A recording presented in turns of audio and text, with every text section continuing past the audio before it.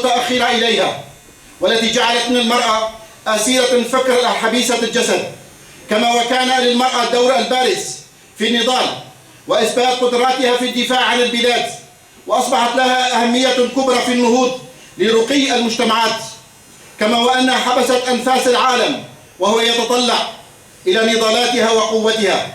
هذا مما جعل بعض الانتهازيين والقتل الانتقام من المرأة بشخص الشهيدة الأمينة العامة هافرين خلف، علما أنها كانت تحمل القلم والكلمة في كل نضالاتها، وكانت دائما تدعو إلى السلام وإيقاف إهراق الدماء.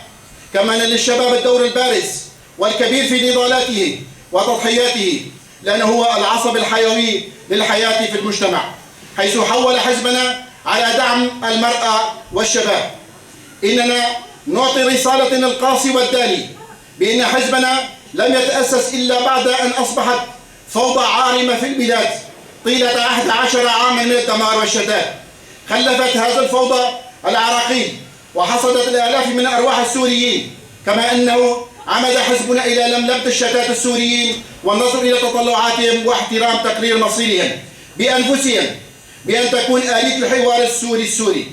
إننا نطالب بخروج كافة التشكيلات العشوائية المسلحة من البلاد وإعادة الأراضي لأصحابها الأصليين وخروج المحتل التركي من أراضينا، كما ونعاهد شهدائنا بأن نسترد كل جزء من الأراضي السورية المحتلة، كما ونعاهد شعبنا وحزبنا بالمضي قدما دون رجوع، ونجدد العهد لشهدائنا بأننا سنبقى سائرين نستضيء بدور حزبنا.